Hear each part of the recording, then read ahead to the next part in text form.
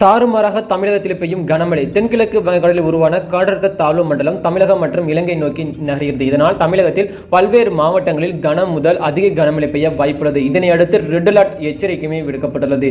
அதாவது தமிழகத்தில் மழை நிலவரம் தொடர்பாக சென்னை வானிலை ஆய்வு மையம் வெளியிட்டுள்ள அறிவிப்பில் தென்கிழக்கு வங்கக்கடலில் நிலவிய ஆழ்ந்த காற்றழுத்த தாழ்வு பகுதி மேற்கு வடமேற்கு திசையில் நகர்ந்து இன்று காற்றழுத்த தாழ்வு மண்டலமாக வலுப்பெற்றுள்ளது.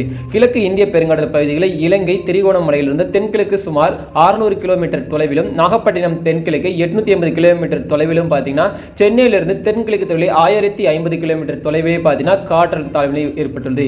இதன் காரணமாக பார்த்தீங்கன்னா தமிழகத்தில் கன முதல் மிக கனமழை பெய்ய வாய்ப்புள்ளது. குறிப்பாக சொல்ல வேண்டும் என்றால், அதாவது மயிலாடுதுறை, நாகப்பட்டினம், திருவாரூர் மாவட்டங்கள் மற்றும் காரைக்கால் பகுதிகளில் ஓரிரு இடங்களில் அதிக கனமழையும், ஒரு சில இடங்களில் கன முதல் மிக கனமழையும், குறிப்பாக விழுப்புரம், கடலூர், அரியலூர், தஞ்சாவூர், புதுக்கோட்டை, சிவகங்கை அதனைத் தொடர்ந்து பார்த்தீங்கன்னா ராமநாதபுரம், திருச்சிராப்பள்ளி, பெரம்பலூர், கள்ளக்குறிச்சி மற்றும் செங்கல்பட்டு மாவட்டங்களில் ஒரு சில இடங்களில் கன முதல் மிக கனமழை பெய்ய வாய்ப்புள்ளது. சென்னையை பொறுத்தவரை பார்த்தீங்கன்னா நாளை மறுநாள் கடலூர், மயிலாடுதுறை மாவட்டங்கள் மற்றும் காரைக்கால் பகுதிகளில் ஓரிரு இடங்களில் அதிக கனமழையும், ஒரு சில இடங்களில் கன முதல் மிக கனமழையாக அரியலூர், திருவள்ளூர், நாகப்பட்டினம், தஞ்சாவூர், புதுக்கோட்டை, விழுப்புரம் மாவட்டங்கள் மற்றும் புதுவையில் ஓரிரு இடங்களில் கன முதல் மிக கனமழை பெய்யவும் வாய்ப்புள்ளது.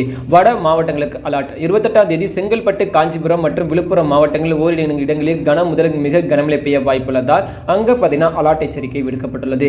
அடுத்த 48 மணி நேரத்திற்கு வானம் பொதுவாக மேகமூட்டத்துடன் சென்னையில் காணப்பட்டாலும் நகரின் ஒரு சில பகுதிகளில் மட்டும் இடியுடன் லேசான முதல் மிதமான மழை பெய்யக்கூடும். இதுவரைக்குமே எந்த ஒரு பள்ளி கல்லூரிகளில் விடுமுறை என்று அறிவிக்கப்படவில்லை. அனைவருக்கும் நன்றி, வணக்கம்.